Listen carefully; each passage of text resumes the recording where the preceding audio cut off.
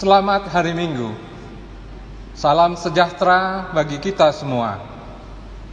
Dengan syukur dan sukacita, presbiter yang bertugas mengucapkan selamat beribadah kepada seluruh warga jemaat yang mengambil bagian dalam ibadah hari ini.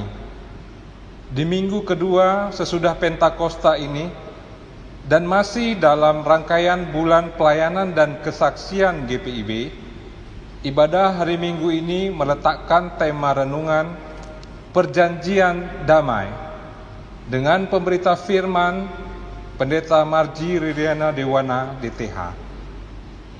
Kiranya ibadah kita berkenan kepada Tuhan dan menghantar kita menjadi alat Allah untuk menyampaikan kebenaran dan kemurahan-Nya dalam kehidupan yang membatasi ruang gerak dan aktivitas kita.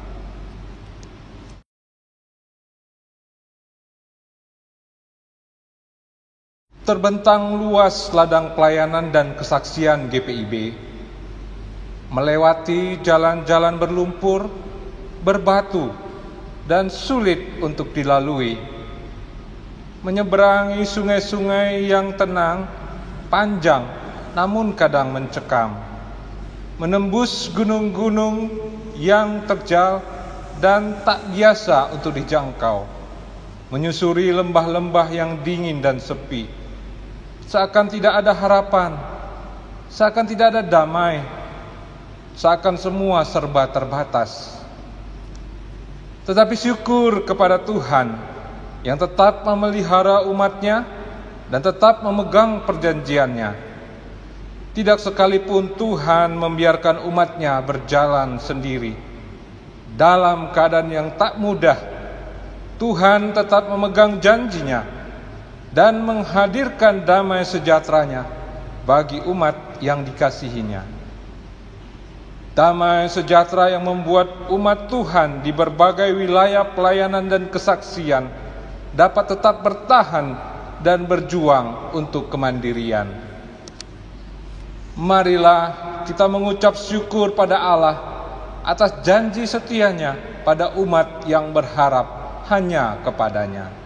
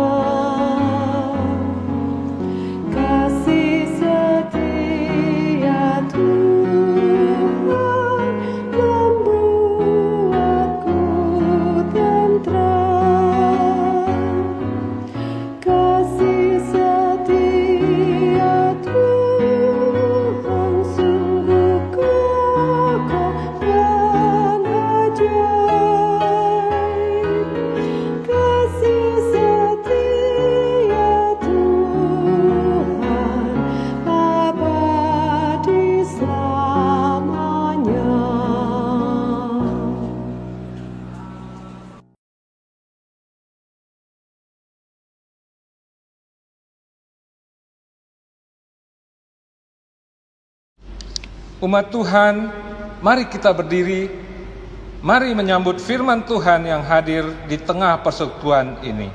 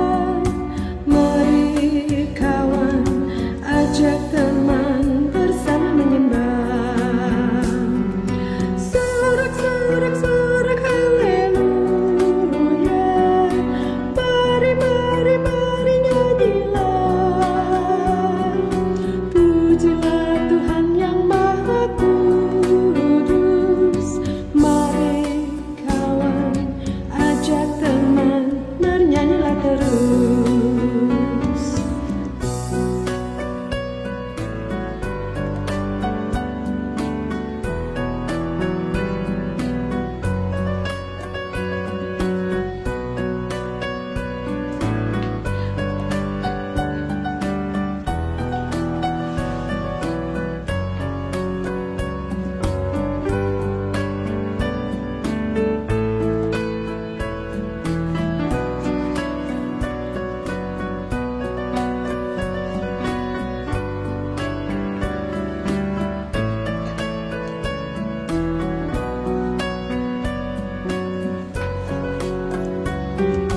Janganlah mengaku anak Tuhan jika engkau mengeraskan hati.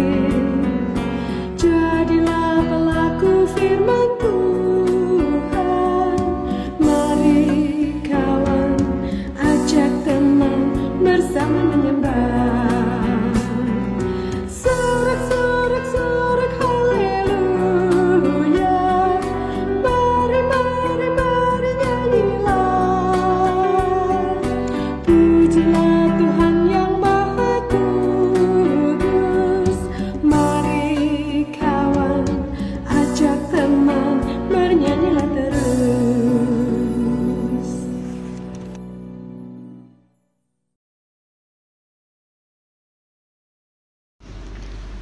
Pertolongan kita adalah dalam nama Tuhan yang menjadikan langit dan bumi.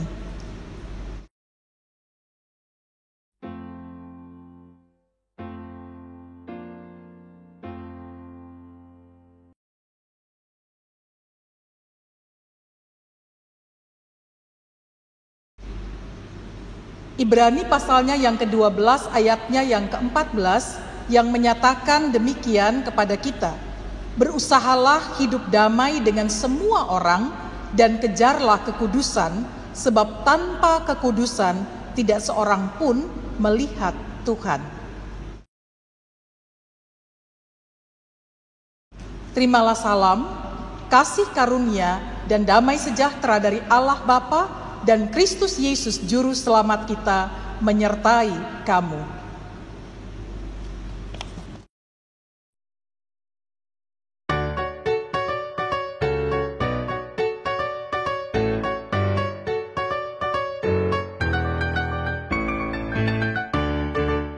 Haruslah Yesus sepenuhnya hidup di dalam diriku, dalam kata dan tindakan, waktu tidur atau jaga, Yesus hidup dalamku.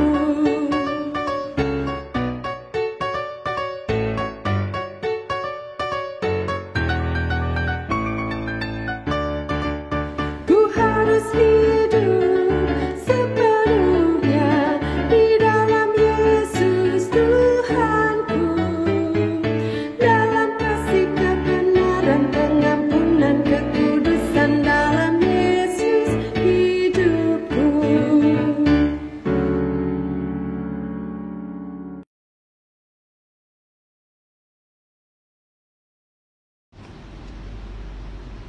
Dengan rasa sesal dan malu, dan dengan kerendahan hati, marilah mengaku atas segala dosa kita.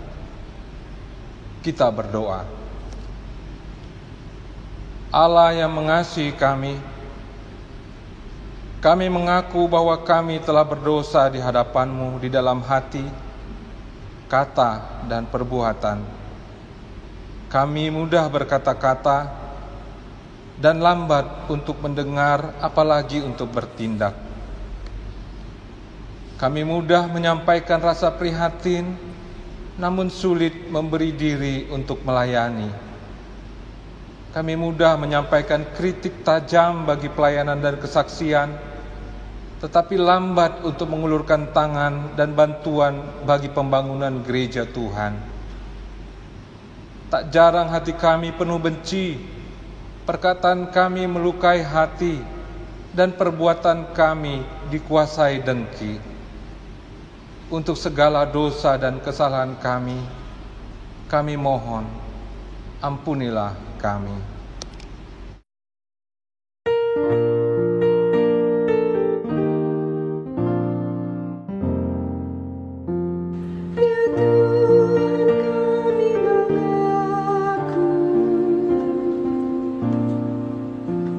berdosa di dalam hati, dikata dan ditindakan. Ampunilah dosa kami. Allah yang mengasihi kami mengaku bahwa kami telah berdosa di hadapan-Mu. Kami tidak sungguh-sungguh mengasihi sesama kami. Kami hanya memenuhi kepentingan diri dan memuaskan kehendak kami. Kami memperkaya diri, namun lupa untuk hadir memberkati.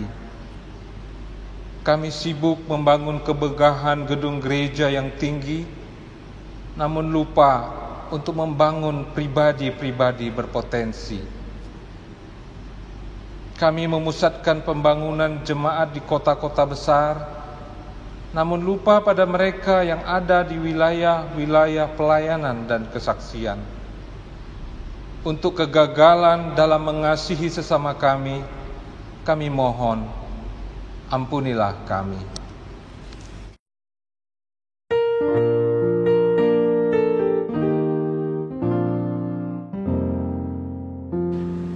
Betapa ya Tuhan, tak sungguh kami kasihi sesama kami di dunia. Ampunilah dosa kami.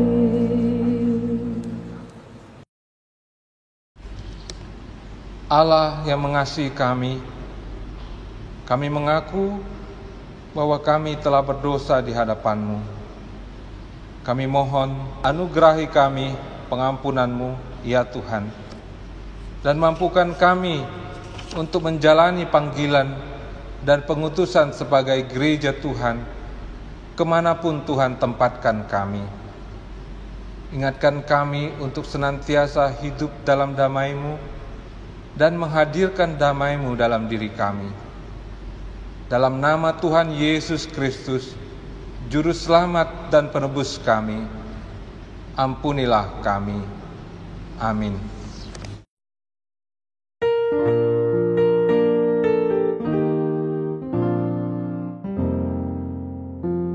Betapa lama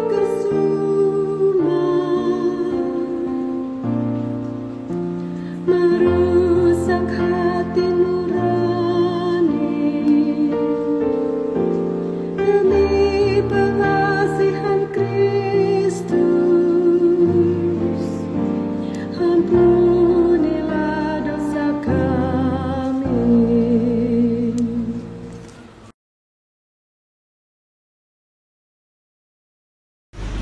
Jemaat yang dikasihi oleh Tuhan Yesus Kristus, kepada setiap orang yang telah mengaku dosa dan bertobat, disampaikan berita anugerah pengampunan seperti tertulis dalam Mazmur 32 ayatnya yang pertama sampai yang kedua, yang menyatakan kepada kita demikian: berbahagialah orang yang diampuni pelanggarannya, yang dosanya ditutupi. Berbahagialah manusia yang kesalahannya tidak diperhitungkan Tuhan dan yang tidak berjiwa penipu. Jemaat yang diberkati Kristus, berdasarkan firman Tuhan ini, sebagai pelayan Yesus Kristus kami memberitakan bahwa pengampunan dosa telah berlaku di dalam nama Bapa dan Anak dan Roh Kudus.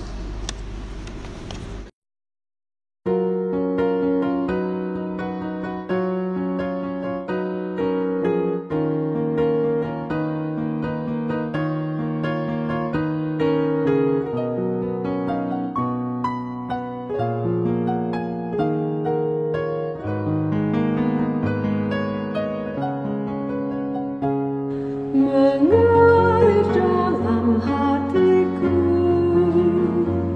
ceria dan damai kekal. Ku nyanyikan damai besar, anugerah kasih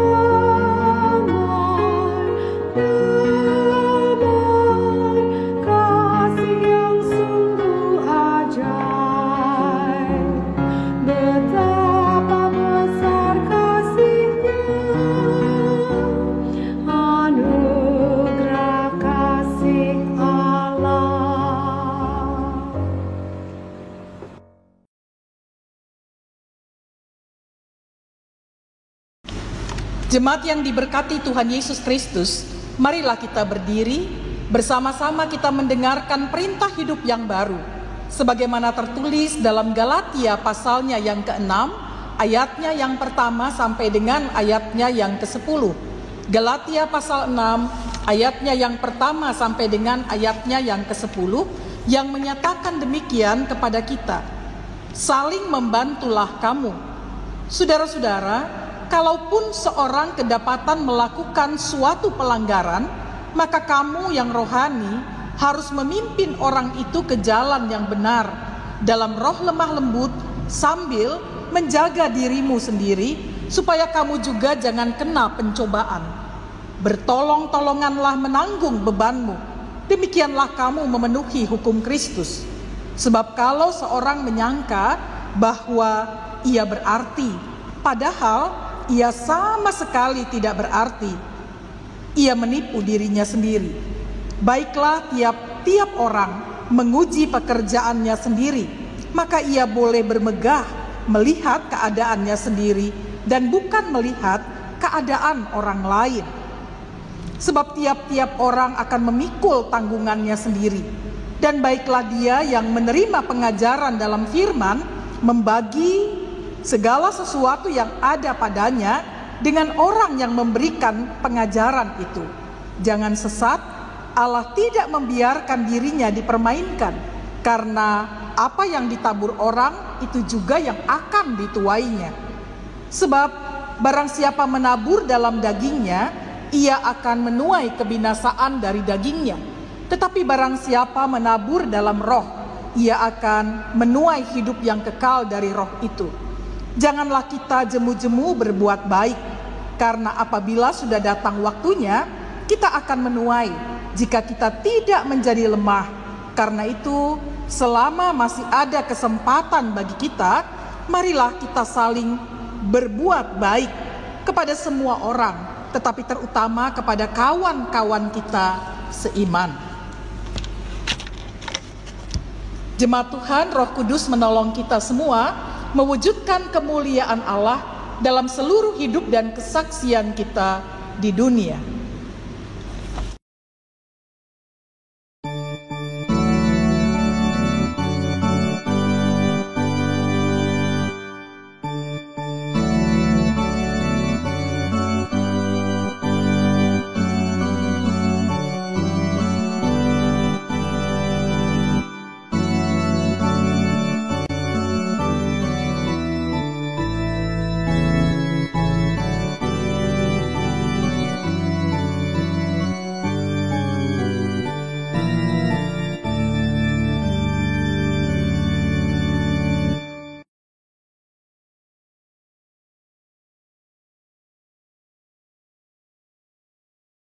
Jemaat yang dikasihi Tuhan, mari kita masuk dalam pembacaan dan pemberitaan firman.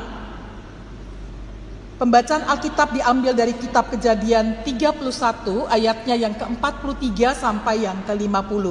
Kita persiapkan teksnya, Kejadian 31 ayat 43 sampai 50. Mari kita berdoa, mohon bimbingan Roh Allah yang kudus. Kita satu di dalam doa. Bapa di surga, kami tertunduk di hadapan Tuhan di hari Minggu ini. Kami bersyukur kami diberikan kesempatan oleh Tuhan untuk memasuki saat teduh bersama-sama di tengah kehidupan dalam keluarga kami, bahkan bersama dengan segenap orang percaya di hari Minggu ini. Bapa, kami merindukan untuk mendengarkan suara Tuhan. Kuasailah kami dengan Roh Kudus-Mu, supaya firman yang kami baca adalah firman yang di dalamnya kami melakukannya di tengah hidup beriman kami. Bersabdalah Tuhan, karena semua anak-anak-Mu yang ada di sini, kami sedia untuk mendengar dan melakukannya. Amin.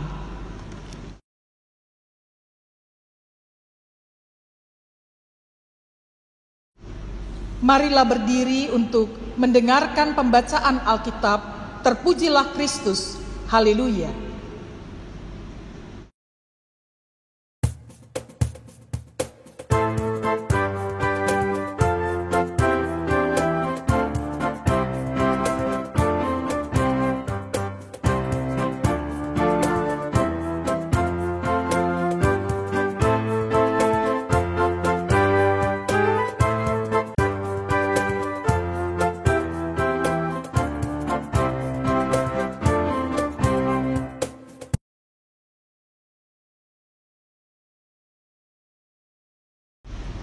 Bacaan Alkitab hari ini dari kitab Kejadian pasal 31 ayat 43 sampai dengan 50 yang menyatakan, "Lalu Laban menjawab Yakub, 'Perempuan-perempuan ini anakku, dan anak-anak lelaki ini cucuku, dan ternak ini ternakku. Bahkan segala yang kau lihat di sini adalah milikku. Jadi, apakah yang dapat kuperbuat sekarang kepada anak-anakku ini, atau kepada anak-anak yang dilahirkan mereka? Maka sekarang, marilah kita mengikat perjanjian, aku dan engkau, supaya itu menjadi kesaksian antara aku dan engkau.' Kemudian Yakub mengambil sebuah batu dan didirikannya menjadi tugu. Selanjutnya berkatalah Yakub kepada sanak saudaranya, 'Kumpulkanlah batu.' Maka mereka mengambil batu dan membuat timbunan. Lalu makanlah mereka di sana di dekat timbunan itu. Laban menamai timbunan batu itu Yegar Sahaduta, tetapi Yakub menamainya Galet. Lalu kata Laban, 'Timbunan batu inilah pada hari ini menjadi kesaksian antara aku dan engkau.' Itulah sebabnya timbunan ini itu dinamainya Galet dan juga Mispa, sebab katanya, 'Tuhan kiranya berjaga-jaga antara aku dan engkau apabila kita berjauhan.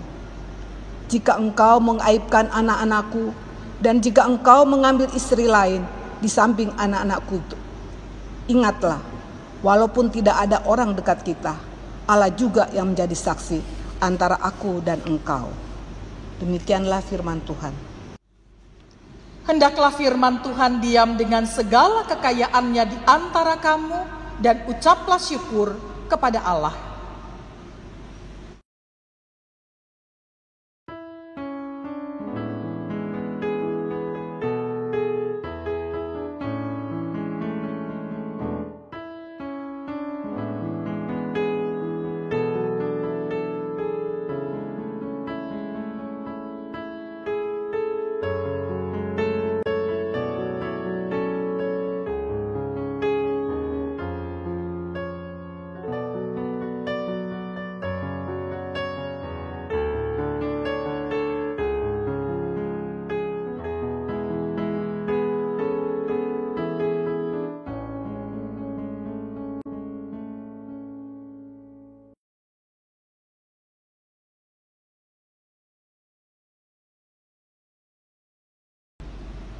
Bapak, Ibu, saudara-saudara yang diberkati oleh Tuhan Yesus Kristus, selamat hari Minggu bagi kita semua.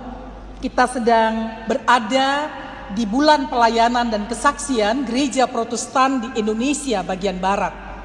Ibu, Bapak, saudara-saudara yang diberkati Kristus, mungkin kita pernah mendengar cerita tentang seorang pelari yang berusia tua bernama Cliff Young, yang pada tahun 1983 dia adalah pemenang ultramaraton dengan jarak 875 km di usianya yang tidak lagi muda, 61 tahun. Rute Sydney-Melbourne itu diselesaikannya dalam waktu 5 hari, 15 jam, 4 menit tanpa istirahat. Bapak, Ibu, saudara-saudara yang diberkati Kristus, ketika ditanya pada Cliff Young ketika dia memenangkan lomba maraton dengan jarak 875 km itu, apakah engkau tidak merasa lelah? Apakah engkau tidak merasa kecapean di tengah jalan? Dia mengatakan bahwa saya lelah, betul. Saya merasa kelelahan, saya merasa capek di tengah jalan, ya. Bahkan kadang-kadang saya juga ingin berhenti untuk berlari. Tetapi ketika saya melihat pada tujuan, ketika saya melihat pada apa yang akan saya capai, maka saya terus berjuang, saya terus berusaha, saya terus berlari. Dan tujuan di depan yang akan saya capai itu menjadi semangat dan spirit bagi saya untuk terus melanjutkan proses lomba lari yang ada. 5 hari, 15 jam, 4 menit. Bukan waktu yang singkat bagi Cliff Young yang sudah berusia 61 tahun. Tetapi kegigihan dan keteguhannya untuk terus berjuang, menempatkan dirinya menjadi seorang pemenang di usia 61 tahun. Bapak, Ibu, saudara-saudara yang diberkati Kristus, hidup ini memang seperti sebuah perlombaan.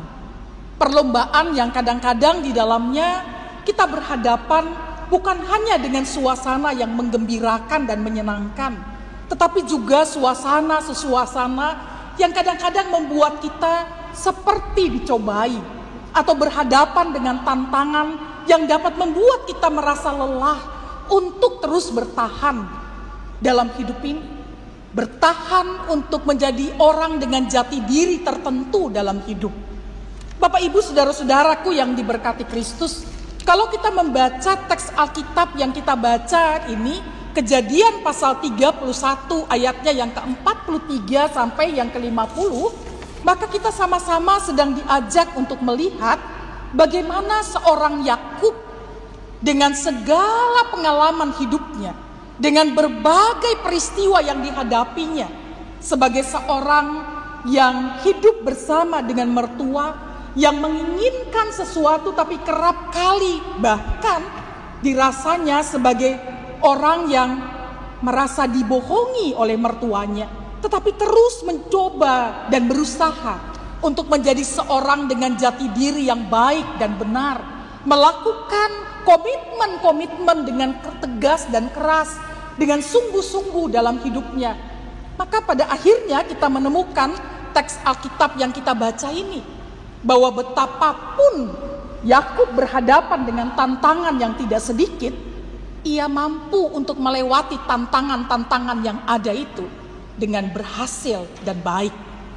Ibu bapak, saudara-saudara yang dikasihi Kristus, kalau kita membaca teks yang hari ini kita baca, maka kisah ini menggambarkan sekali lagi konflik panjang yang terjadi di ruang privat yang dibawa sampai ke ruang publik dalam sebuah keluarga.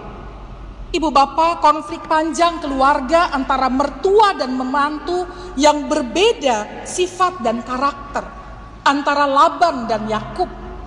Jemaat Tuhan, konflik panjang yang dilatari karena perbedaan cara pandang pasti tentu saja melelahkan bagi Yakub. Orang yang berusaha untuk mendapatkan haknya, orang yang berusaha untuk mendapatkan sesuatu yang diinginkannya dengan cara-cara yang benar dan tepat. Ibu bapak yang diberkati Kristus, dalam teks ini paling tidak kita menemukan dua figur. Yang pertama adalah figur Laban. Dia adalah seorang mertua tapi juga sekaligus paman dari Yakub. Orang yang kaya yang memiliki anak-anak perempuan. Ibu bapak yang diberkati Kristus, tetapi dia cenderung licik, dia cenderung berpikir dan melakukan sesuatu menurut pikirannya sendiri.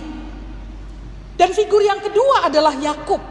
Dia adalah keponakan langsung dari Laban, karena ibunya adalah saudara dari Laban. Tetapi dia sekaligus adalah menantu Laban, orang yang pernah memperoleh hak kesulungan dan berkat dari ayahnya. Ibu, bapak, saudara-saudara yang dikasihi Kristus, dia adalah seorang pejuang tangguh yang terus memperjuangkan masa depannya, yang terus berjuang di tengah-tengah tekanan-tekanan hidup yang tidak mudah yang dialaminya. Bisa saja Bapak Ibu saudara-saudara, kalau kita membaca kisah ini secara utuh, dia menjadi seorang yang tidak sabar menghadapi mertuanya. Bisa saja dia menjadi seorang yang kemudian berbeda karakter ketika berhadapan dengan realitas yang tidak sejalan dengan mimpi-mimpi dan harapannya. Tapi yang menarik dalam teks ini, kalau kita membaca dari pasal-pasal sebelumnya, dia tetap menjadi seorang dengan figur yang kuat, yang berjuang sesuai dengan apa yang menjadi harapan dan tujuannya pada jalan dan langkah-langkah yang benar dan tepat. Jemaat Tuhan, ayat 43 misalnya kita baca dalam teks kita, menggambarkan memang perbedaan cara pandang tentang apa yang dimiliki Laban. Ibu bapak saudara-saudara, Laban berkata bahwa apa yang dia punya itu miliknya sendiri. Apa yang dia hasilkan, yang dia miliki adalah karena kerja dan usahanya. Bahkan anak-anaknya adalah miliknya. Karena itu dia memprotek mereka sedemikian rupa, bahkan ketika mereka sudah memiliki suami pun dia berusaha untuk anak-anaknya tidak dibawa oleh Yakub. Yakub orang yang berbeda dari Laban. Dia melihat apa yang ada padanya, harta, kekayaan, istri, anak-anak adalah anugerah Allah, berkat Allah yang dititipkan Allah baginya. Karena itu ia mau merawatnya dengan sungguh. Ibu bapak saudara-saudara yang dikasihi Kristus, ayat 44 sampai 45 dari teks kita melihat bahwa seorang Laban, seorang yang dengan karakter yang begitu buruk yang digambarkan dalam teks kita sebelum bacaan ini, maka menggambarkan situasi yang digambarkan dengan baik, betapa licik, betapa curangnya Laban berkali-kali dalam hidup ini terhadap menantunya. Tapi kemudian ketika dia bertemu dengan Allah dalam bacaan sebelum bacaan kita ini, perjumpaan dengan Tuhan itu membuatnya mengalami transformasi diri dalam hidupnya. Ibu bapak, itu membuat Laban berinisiasi untuk mengadakan pendamaian. Ia yang berusaha untuk mengejar Yakub ketika Yakub membawa pergi istri-istrinya dan anak-anaknya, kemudian bertemu dengan Allah dalam perjalanan dan diingatkan supaya ia tidak melakukan sesuatu yang buruk dan berkata-kata buruk kepada Yakub. Jemaat Tuhan, teks yang tadi kita baca di ayat 44 sampai 45 menggambarkan bagaimana Laban berinisiasi. Laban menjadi inisiator untuk mengadakan pendamaian dan perjanjian damai dengan Yakub. Sesuatu yang tidak terbayangkan sebelumnya. Orang dengan karakter yang sedemikian ternyata justru ketika bertemu dengan Tuhan, yang menarik adalah dia justru mampu untuk menjadi inisiator damai. Dia yang memprakarsai perdamaian itu. Permusuhan yang cukup panjang, konflik yang cukup lama, bertahun-tahun yang dialami oleh Laban dan Yakub, justru kemudian diinisiasi oleh Laban untuk diselesaikan dengan cara mengadakan perjanjian damai. Jemaat Tuhan yang diberkati Kristus, dan yang menarik kalau kita membaca ayat 45 adalah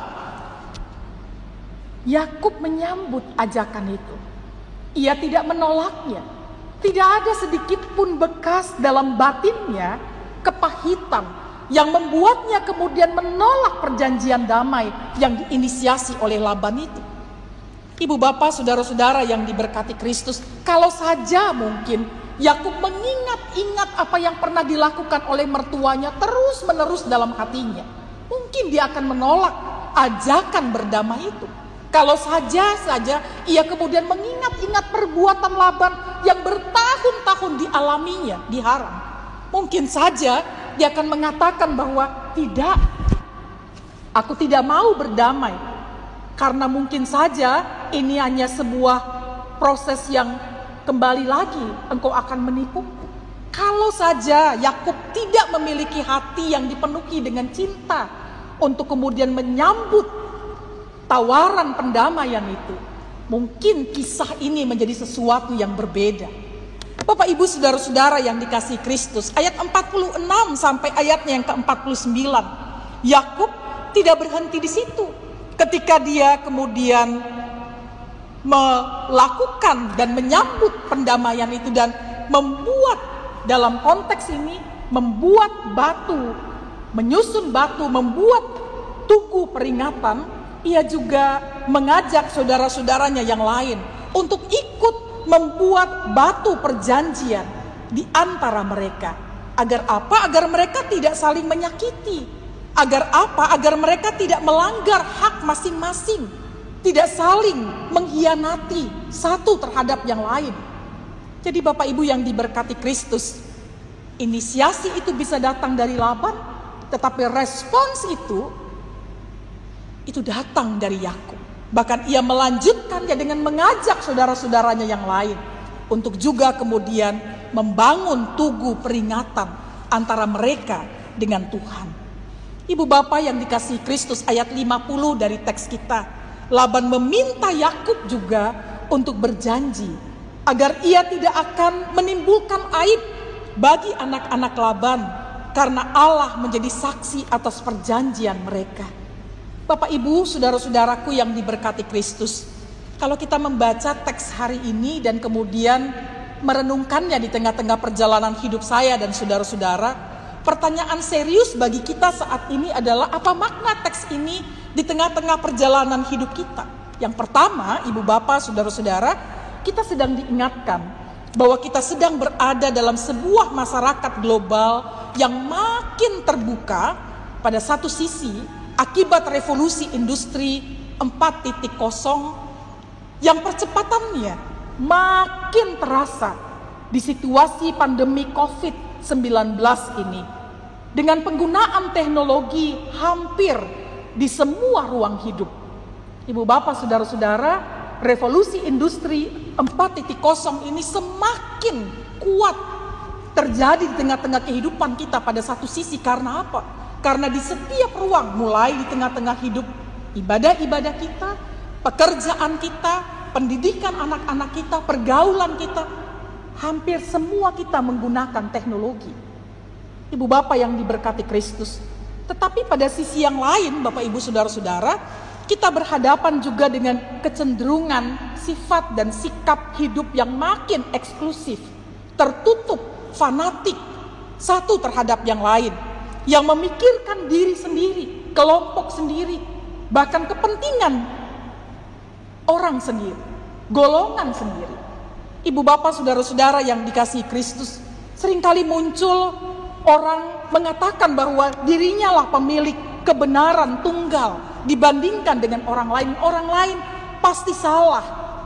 Ibu Bapak saudara-saudara, ini yang kemudian menimbulkan suburnya eksklusivisme, politik identitas di tengah-tengah hidup bersama. Orang semakin berkumpul karena kepentingan suku, ras, agama, ideologi, gender, dan berbagai hal. Ibu Bapak yang diberkati Kristus, karena itu di tengah-tengah situasi hidup di mana betul dalam masyarakat global kita semakin terbuka pada satu sisi, tapi di sisi yang lain kita juga kemudian menjadi semakin eksklusif, semakin tertutup satu sama lain. Ibu Bapak, narasi-narasi yang memilukan masih kerap kali terjadi di depan mata kita. Beberapa waktu yang lalu misalnya di Jawa Barat, kita bertemu atau kita mendengar kisah tentang larangan beribadah di rumahnya sendiri. Padahal di tengah-tengah situasi pandemi COVID-19 ini. Belum lagi kisah dan peristiwa yang terjadi terhadap masyarakat kulit hitam di Amerika. Ibu Bapak saudara-saudara yang diberkati Kristus, ini adalah sebuah contoh kegagalan manusia untuk merayakan perbedaan. Kegagalan manusia untuk merayakan perbedaan-perbedaan yang ada dalam hidup ini. Padahal Ibu Bapak saudara-saudara, tidak ada manusia yang hidup dalam perjalanan hidupnya persis sama dengan orang lain. Ibu Bapak yang diberkati Kristus, coba kita perhatikan dari anak-anak kita, ada 5 anak, sifatnya bisa 10, sifatnya bisa 12, ada 2 anak, sifatnya bisa berbeda satu sama lain. Setiap orang memiliki perbedaan. Setiap orang tidak persis sama satu sama lain walaupun lahir dari papa dan mama yang sama. Perbedaan itu given yang seharusnya dirayakan untuk saling mengisi dan bukan untuk dipertentangkan sebagai sesuatu yang makin mempertajam dan berakibat konflik yang terbuka satu terhadap yang lain. Ibu Bapak yang diberkati Kristus, karena itu pertanyaan yang menarik bagi saya dan saudara-saudara saat ini adalah bagaimana dengan kita di tengah-tengah situasi hidup kita sebagai gereja dan orang Kristen di saat-saat seperti ini, ketika kita mengatakan bahwa kita semakin modern di satu sisi, tapi di sisi yang lain kita semakin mementingkan dan memikirkan diri kita sendiri. Ada berapa banyak gereja yang hari-hari ini di tengah-tengah berbagai macam situasi yang sulit dan berat masih berpikir tentang bagaimana kita membangun gedung gereja yang besar dan mewah. Padahal mungkin orang lain sedang berhadapan dengan kesulitan untuk makan, untuk minum, untuk berpakaian. Tapi kita masih berpikir tentang bagaimana untuk memperbaiki mimbar sehingga bisa menjadi mimbar yang lebih mewah daripada mimbar gereja yang sebelumnya misal. Bapak Ibu saudara-saudara, pemikiran dan sifat serta sikap eksklusif seringkali kita pikirkan. Yang penting adalah diri sendiri, kelompok sendiri, jemaat sendiri, gereja sendiri. Dan kita mengabaikan orang lain dalam hidup ini. Di bulan pelayanan dan kesaksian gereja Protestan di Indonesia bagian Barat, saya dan saudara-saudara sedang diajak untuk melihat, bahkan mengingat saudara-saudara kita yang sedang hidup dan berjuang di pos-pos pelayanan dan kesaksian. Mereka yang sedang berjuang untuk bagaimana membuat hidup mereka dapat bertumbuh dan berkembang menjadi jemaat-jemaat yang mandiri. Saya dan saudara sedang diingatkan bagaimana kita juga peduli dan memperhatikan orang lain yang ada di sekitar kita, yang mungkin tidak kita lihat di depan mata kita. Tapi hari-hari ini bisa kita lihat dengan berbagai macam cara, dengan media sosial yang ada, dengan berbagai macam program yang ada, night call, morning call, yang dilakukan oleh Departemen Pelayanan dan Kesaksian GPIB, kemudian membantu kita untuk melihat bagaimana situasi saudara-saudara kita yang ada di sana. Karena itu pertanyaannya, di tengah-tengah keadaan yang seperti ini, masihkah kita dapat hidup dalam kehidupan ini hanya memikirkan diri kita sendiri? Ketika ada orang lain yang mungkin tidak makan dan minum, ketika ada orang lain yang mungkin sedang meratapi nasib dan kehidupan mereka, ada orang lain yang mungkin tidak punya vitamin, ada orang lain yang mungkin tidak punya beras dalam hidup mereka. Ibu Bapa yang diberkati Kristus, ketika saya dan saudara-saudara diberikan kesempatan untuk memperingati bulan pelayanan dan kesaksian ini, pertanyaannya adalah, apa yang bisa kita buat di tengah-tengah situasi yang ada? Apa yang sudah kita kerjakan di tengah-tengah pengalaman-pengalaman kehidupan yang kita sedang jalani? Kita sekadar mempertajam perbedaan di antara kita, ataukah kita justru kemudian merawat perbedaan itu dengan saling mengisi, saling menopang, dan saling mengasihi satu terhadap yang lain? Jemaat Tuhan, catatan yang kedua yang saya dan saudara-saudara sedang diingatkan lewat teks ini adalah, pertanyaan terbesar saat ini bukan lagi siapa Tuhan bagi kita, tetapi siapa kita di tengah berbagai realitas hidup yang kadang-kadang mendorong, memancing, bahkan menyuburkan situasi konflik yang ada dalam kehidupan ini. Ibu Bapa yang dikasihi Kristus, mungkin kita pernah punya pengalaman yang tidak mengenakan dengan orang lain, tetapi itu siogianya tidak membuat kita menghakimi, bahkan tidak bisa kemudian melihat kelebihan-kelebihan pada orang lain. Belajar dari pengalaman Yakub yang ketika kemudian berhadapan dan berjumpa dengan Laban, ketika melihat perubahan hidup pada Laban karena perjumpaan Laban dengan Tuhan itu, merespons, menyambut uluran tangan pendamaian itu dengan tidak mengatakan bahwa aku tidak bisa melupakan kesalahanmu, kekuranganmu, dan seterusnya. Berapa sering dalam hidup ini kita seringkali menyimpan kepahitan karena kekurangan, kelemahan, atau keterbatasan orang-orang yang mungkin pernah menyakiti kita. Berapa sering dalam hidup ini kita seringkali masih mendendam untuk apa yang orang lain buat dalam hidup ini.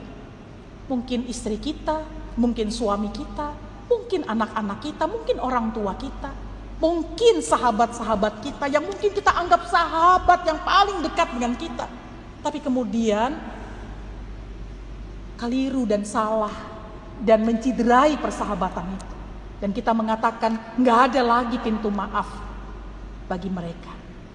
Hari ini kita sedang diingatkan, seberapapun pengalaman itu mungkin buruk dan tidak menyenangkan bagi kita, selalu ada kesempatan bagi setiap orang untuk diperbaharui oleh Tuhan. Perjumpaan dengan Tuhan mampu untuk membuat transformasi diri pada setiap orang. Ibu Bapa, saudara-saudara yang dikasihi Kristus, pengalaman sepahit apapun membuat kita tetap terbuka untuk pengalaman-pengalaman baru, terbuka untuk kemungkinan-kemungkinan baru dalam hidup ini. Pendamaian dapat dimulai ketika para agensi damai, setiap orang yang mempelopori damai, itu kemudian mengulurkan tangan perdamaian bagi orang lain. Adalah lebih berbahagia memulai daripada menunggu. Adalah lebih berbahagia memulai kehidupan damai daripada hanya menunggu orang lain untuk melakukan proses perdamaian itu. Perdamaian dapat dimulai ketika orang dengan sungguh-sungguh mengerjakannya di tengah hidup. Entah keluarga, entah gereja, entah masyarakat, entah di tengah-tengah hidup dimanapun saudara dan saya sedang berada.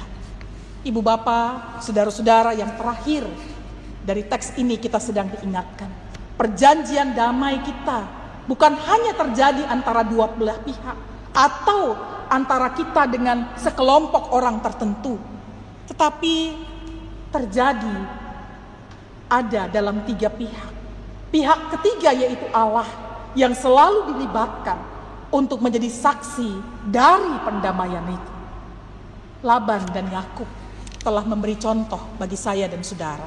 Telah menjadi contoh bagi kehidupan kita bahwa Allah menjadi saksi dan pendamaian yang kita kerjakan. Mari kita memulainya. Di tengah-tengah kesulitan, di tengah pergumulan, di tengah tantangan-tantangan hidup yang ada. Tidak ada yang tidak mungkin. Kepahitan, sepahit apapun dalam pengalaman dan perjalanan hidup kita, pasti bisa diperbaharui ketika kita bertemu dengan Tuhan yang pertama. Tapi juga ketika kita membiarkan diri kita diperdamaikan oleh Tuhan. Jemaat Tuhan, selamat memasuki perjalanan hidup di minggu yang baru. Dan minggu anugerah Tuhan adalah kesempatan bagi saya dan saudara untuk mengikat perjanjian damai antara kita dengan orang lain, tetapi juga antara kita dan orang lain dengan Tuhan. Terpujilah Kristus. Amin.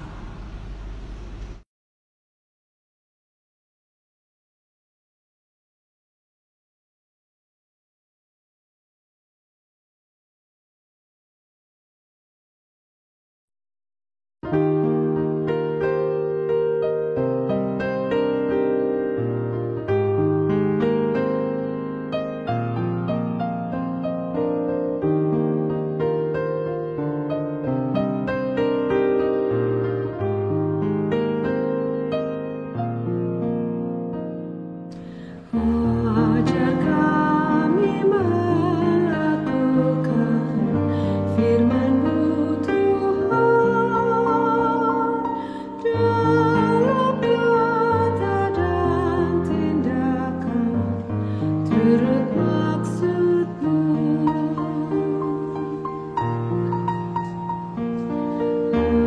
Ajar kami hidup rukun, damai dan tenang,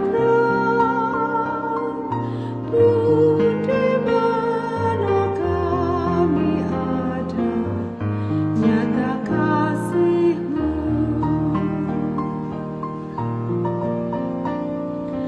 Ajar kami memaafkan dan melupakan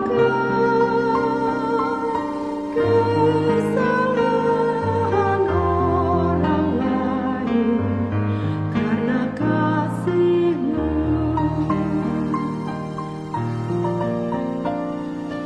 Utus kami Juru Selamat, jadi saksi-Mu,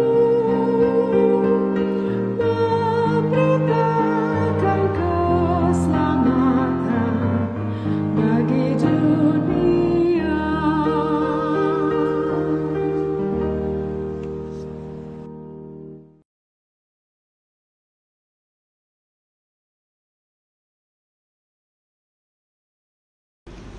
Ibu bapak, saudara-saudara yang dikasihi Kristus, bersama dengan semua orang percaya di segala abad dan tempat, kita diundang untuk berdiri dan menyampaikan pengakuan iman rasuli.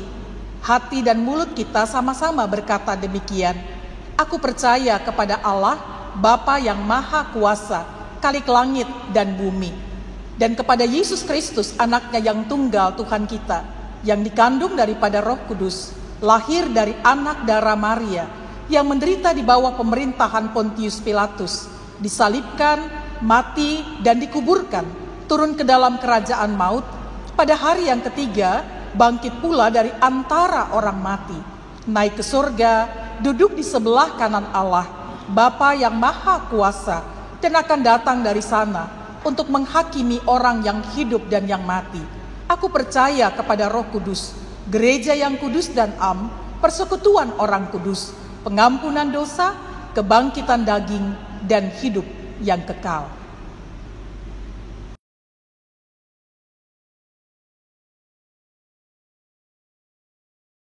Jemaat yang dikasihi oleh Tuhan Yesus Kristus, mari kita masuk dalam doa syafaat. Kita tundukkan kepala dan bersatu di dalam doa. Terpuji-pujilah Tuhan, yang kasih dan kuasa-Nya kami rasakan di tengah perjalanan hidup kami. 1 minggu lamanya Tuhan membimbing dan menuntun hidup kami, dan kami sampai di minggu yang baru, semua karena kasih dan karunia Tuhan. Ketika kami diperkenankan untuk merenungkan firman-Mu di hari ini, Tuhan, kami percaya bahwa Tuhan menolong kami, supaya kami bukan hanya mampu untuk menyampaikan dan mendengarkan firman, tapi semua kami menjadi pelaku firman yang setia. Tanamkan firman-Mu dalam hati dan pikiran kami, supaya kami sungguh semuanya menjadi pelaku yang sungguh-sungguh di hadapan-Mu. Kami berdoa ya Tuhan bagi gereja Tuhan di banyak tempat. Kami memohon berkat Tuhan bagi gereja Tuhan di dunia ini, gereja Tuhan di Indonesia, gereja Tuhan di Bekasi. Kami memohon berkat Allah, perlindungan Tuhan untuk forum komunikasi gereja-gereja segalaksi di Bekasi. Kami memohon perlindungan Tuhan bagi gereja Protestan di Indonesia bagian Barat. Kami menyerahkan majelis sinode, BP Mupel, jemaat-jemaat yang ada. Kami berdoa bagi badan-badan pelaksana di lingkup sinodal maupun jemaat. Biarlah Tuhan semuanya dimampukan Tuhan untuk melakukan tugas panggilan dengan benar, karena Tuhan memakai setiap orang untuk menyatakan kebaikan-Mu. Di hari Minggu ini Tuhan, kami juga memperingati bulan pelayanan dan kesaksian GPIB. Biarlah Tuhan menolong banyak orang yang berkarya dari pos-pos pelayanan dan kesaksian gereja Protestan di Indonesia bagian Barat. Tuhan, biarlah pos-pos Pelkes yang ada semakin bertumbuh dan di dalamnya menjadi alat berkat Tuhan, kesaksian yang luar biasa bagi masyarakat di mana pos-pos pelayanan dan kesaksian hadir. Tuhan memberkati para pendeta di sana, Tuhan memberkati warga jemaat, Tuhan memberkati masyarakat di mana pos-pos Pelkes hadir, dan di dalamnya Tuhan mereka bisa bersinergi untuk menyatakan kebaikan Tuhan bagi banyak orang. Kami berdoa saat ini ya Tuhan, kami menyerahkan juga pemerintah bangsa dan negara kami Indonesia. Kami memohon ya Bapa, biarlah Engkau memberkati pemimpin bangsa kami, presiden, wakil presiden, dan semua orang di dalamnya yang dengan sungguh-sungguh bekerja bagi bangsa ini. Tuhan, ketika mereka sedang mengatasi pandemi COVID-19 ini, tambahkanlah hikmat, kesabaran, kekuatan dalam menanggulanginya. Berikanlah Tuhan semua yang diperlukan, sehingga Tuhan bencana ini boleh berlalu daripada kami. Ya Tuhan, kami juga berdoa saat ini. Kami menyerahkan secara khusus jemaat GPIB Galilea di Bekasi. Berkatilah majelis jemaat, Pelkat, komisi, BPPJ, karyawan kantor majelis jemaat, panitia pengadaan ruang Pelkat, Yapendik Rumah Ceria Galilea, tim penyusunan program kerja dan anggaran Satgas Usaha Dagang Galilea, komisi PEG, bahkan juga Tuhan semua orang yang berkarya dan melayani Tuhan di jemaat ini. Berkatilah Tuhan supaya semua dapat melakukan tugasnya sesuai dengan kehendak-Mu. Kami berdoa ya Tuhan dan menyerahkan saat ini akan keluarga dan pasien COVID-19 di berbagai tempat yang sedang menderita karena penyakit yang sedang mereka hadapi. Tuhan tolong dan Tuhan memberkati segala upaya medis yang dilakukan. Biarlah Tuhan mereka boleh disembuhkan karena pertolongan Tuhan yang menjamah obat, bahkan perawatan yang dikerjakan. Kami berdoa untuk tim medis, TNI Polri, bahkan semua orang yang ada di sekitar mereka, mereka yang berjuang di garis depan untuk mengatasi pandemi COVID-19 ini. Biarlah kasih penyertaan Tuhan menyertai mereka. Kami berdoa untuk keluarga-keluarga yang berduka karena pandemi COVID-19, mereka yang kehilangan orang-orang yang mereka cintai, mereka yang berhadapan dengan situasi yang buruk karena COVID-19 ini. Kami memohon perlindungan dan penjagaan Tuhan atas mereka. Kami juga berdoa untuk tim Satgas COVID-19 di Jemaat GPIB Galilea Bekasi. Tuhan menolong semua karya layan yang dilakukan, biarlah semuanya boleh berdampak baik bagi orang-orang yang merasakan dampak dari pandemi COVID-19 ini. Kami juga berdoa ya Tuhan bagi jemaat-Mu yang sakit, Bapak Posma Aritonang, Ibu Esther Rengkung, Saudara Paul Rossi Kolibu, Ibu Wulan Tikonuwo, Ibu Grace Pangimanan, Ibu Nelly Ratundwisang, Oma Bagi, Bapak Heri Bulog Lapna. Tuhan, dalam tangan-Mu saja kami pasrahkan mereka, kesehatan mereka Tuhan pulihkan, dan biarlah Tuhan dengan sukacita iman mereka boleh bertumbuh, bahkan di tengah-tengah rasa sakit yang mereka hadapi, Tuhan sendiri yang mengobati dan memberikan jalan keluar di tengah-tengah kesakitan mereka. Kami berdoa untuk keluarga-keluarga yang didoakan di minggu ini. Kami menyerahkan keluarga Adata Oktrian, keluarga Kumaat, keluarga Riri Hena Dewana, keluarga Suyahman, keluarga Siagian Marpaung, keluarga Eman Sahusilawane. Dalam tangan-Mu keluarga-keluarga ini kami pasrahkan dengan pengharapan yang sama bahwa kasih setia Tuhan tidak pernah berubah atas hidup mereka, menyertai keluar masuk mereka dimanapun mereka berada, suami istri, orang tua, anak, bahkan segenap anggota keluarga yang ada. Tuhan, kami teringat pada saat ini, saudara-saudara kami yang ditambahkan usia, baik usia perkawinan maupun usia pribadi, sempurnakan semua sukacita mereka. Kami berdoa bagi Saudari Amelia Damayanti, Saudari Cynthia Putri Sitorus, Bapak Daniel Sekawail, Ibu Norma Wensen, adik Keisha Hilman, Ibu Tonggina Sri Rezeki Simatupang, Bapak Jeffrey Wongkar, Bapak John Sondang, adik Ferrari Sidabutar, Bapak Yohanes Pariuri, adik Robin Mailisa, Ibu Helen Suwarma, Bapak Willem Mulder. Dalam tangan Tuhan mereka yang bersuka cita karena pertambahan usia yang Tuhan berikan ini, sungguh-sungguh boleh menikmati cinta Tuhan, kebaikan Tuhan di sepanjang tahun berkat yang mereka rasakan. Inilah doa kami Tuhan. Ada banyak hal yang kami mau minta, tapi dari ketinggian-Mu Tuhan mendengar. Bahkan Tuhan sendiri yang menyahuti setiap pengharapan umat-Mu. Di dalam nama Tuhan Yesus Kristus yang mengajarkan kami berdoa bersama-sama. Bapa kami yang di surga, dikuduskanlah nama-Mu, datanglah kerajaan-Mu, jadilah kehendak-Mu di bumi seperti di surga. Berikanlah kami hari ini makanan kami yang secukupnya, dan ampunilah kami akan kesalahan kami, seperti kami juga mengampuni orang yang bersalah pada kami. Dan janganlah bawa kami dalam pencobaan, tapi lepaskanlah kami daripada yang jahat.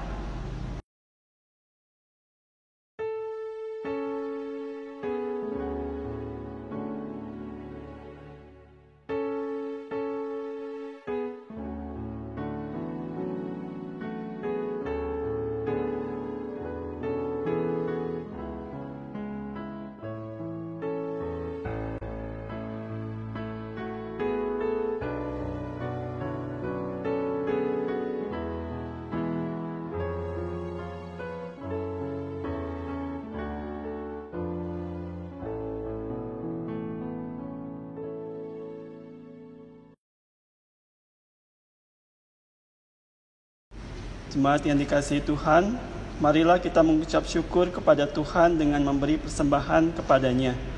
Dengarlah nats Alkitab dari kitab Roma 12 ayat 1 yang menyatakan, "Karena itu saudara-saudara, demi kemurahan Allah aku menasihatkan kamu supaya kamu mempersembahkan tubuhmu sebagai persembahan yang hidup, yang kudus dan yang berkenan kepada Allah. Itu adalah ibadahmu yang sejati. Tuhan memberkati saudara dan persembahan saudara.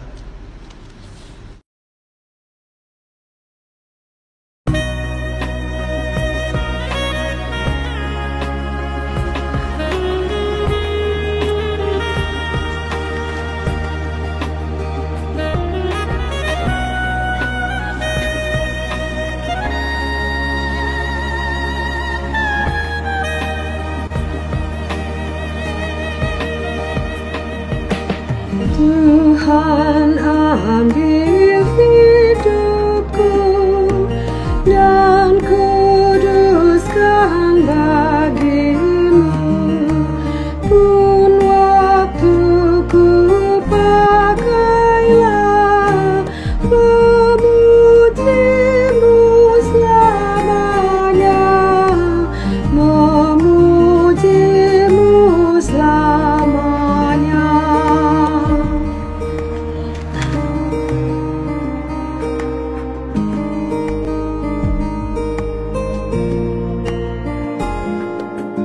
Tanganku gerakkanlah, kasih-Mu pendorongnya, dan jadikan langkahku berkenan kepadamu, berkenan kepadamu.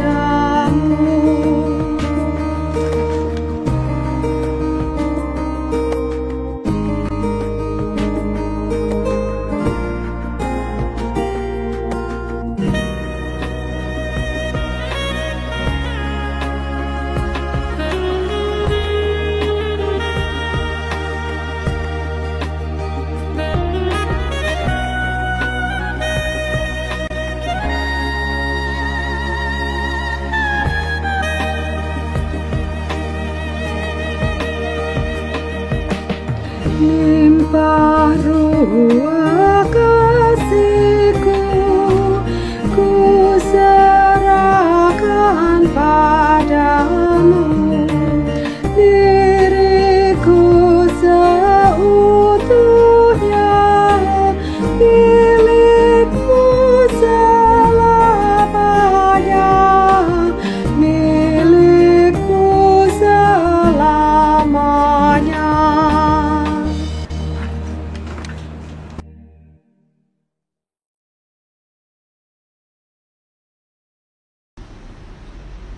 Jemaat yang dikasihi Tuhan, mari kita berdiri membawa persembahan ini dalam doa. Allah yang penuh kasih, oleh anugerah-Mu kami telah menerima segala yang baik dalam hidup kami. Untuk itu, terimalah ungkapan rasa syukur kami melalui persembahan syukur ini untuk dipakai dalam pelayanan yang menghadirkan damai-Mu.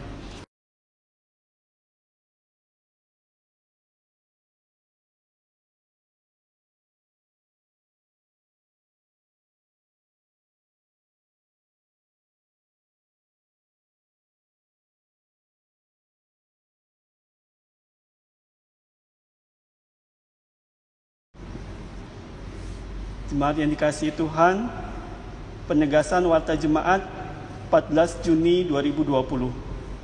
Majelis Jemaat dan segenap warga GPIB Jemaat Galeria Bekasi mengucapkan terima kasih kepada Pendeta Marji Riri Hena Dewana atas pelayanan firman dalam ibadah ini. Tuhan Yesus memberkati. Ucapan selamat. Majelis Jemaat GPIB Jemaat Galeria Bekasi mengucapkan selamat ulang tahun dan ulang tahun pernikahan bagi jemaat yang merayakan di sepanjang minggu ini. Tuhan Yesus memberkati. Berita duka cita. Tuhan telah memuliakan hamba-Nya, almarhumah Ibu Ellen K.H. Atmaja Malonda dalam usia 63 tahun. Pada hari Senin, 8 Juni 2020 di Rumah Sakit Awal Bros, Bekasi. Almarhumah dari keluarga Atmaja Malonda, sektor pelayanan 5. Jenazah telah dimakamkan pada hari Selasa, 9 Juni 2020 di TPU Pendurenan, Bekasi. Majelis Jemaat dan segenap warga GPIB Jemaat Galeria Bekasi menyampaikan turut berduka cita.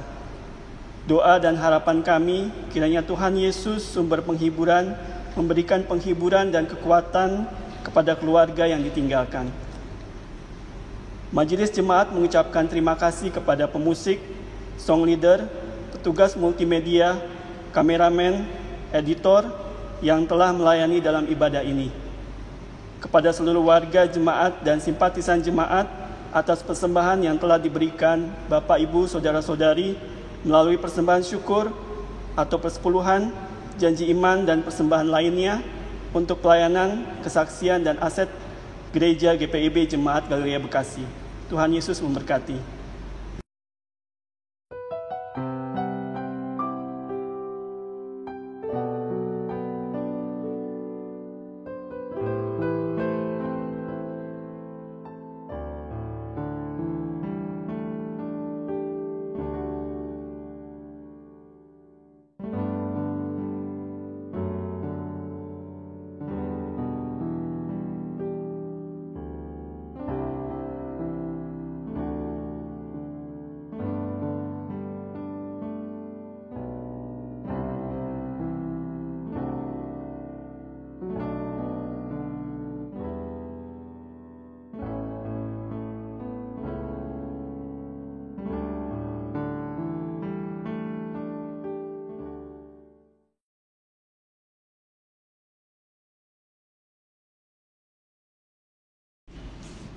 Jemaat yang dikasihi Tuhan, marilah berdiri, pulanglah dengan penuh damai sejahtera, dan jadilah pelaku firman Tuhan di dalam kehidupanmu, di tengah keluarga, gereja, dan masyarakat bangsa.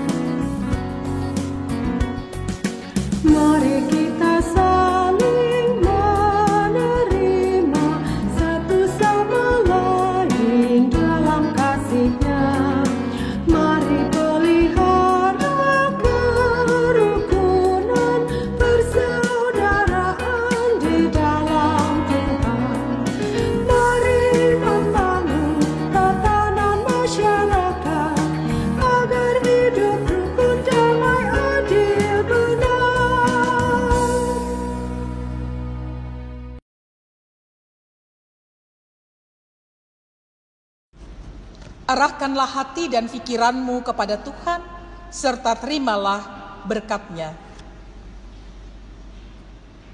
Tuhan memberkati engkau dan melindungi engkau. Tuhan menyinari engkau dengan wajah-Nya dan memberi engkau kasih karunia. Tuhan menghadapkan wajah-Nya kepadamu dan memberi engkau damai sejahtera.